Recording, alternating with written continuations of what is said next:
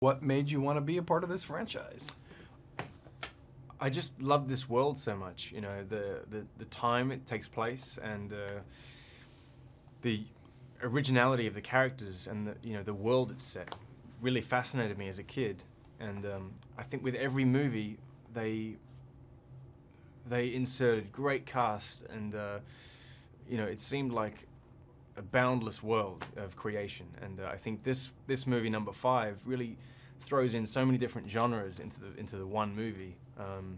It was super exciting to be a part of. Well, they wrote a great role for you, and I personally think it's the best of the 5. So, you traveled recently to promote the film. Tell me what it was like to get the reaction from the fans who appear. I really learned how big this movie is worldwide. People within America love this movie, and traveling to China for the world premiere and then to Paris for another premiere. It's really exciting to see that it's affected people, on the worldwide scale, and millions of people all over the world are really excited to see this come out, and are looking forward to see what kind of new world that we've created. So it's really cool. Okay, tell me what you like about Henry Turner. I like that he's driven. I like that he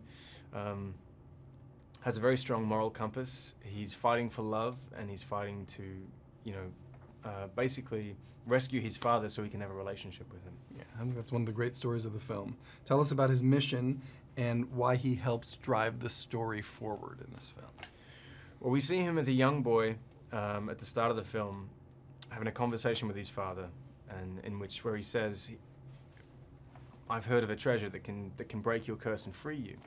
And Will Turner, in return, says, if such a thing exists, then there's one pirate that can help you find this, and his name's Jack Sparrow. And so what we see from then on is, Henry searching for Jack Sparrow and, trying to convince him to form an alliance with him to search for this treasure to save his father. Very well said. Okay, you acted opposite Johnny Depp playing with him. How did it, or did you learn from Johnny working with Johnny?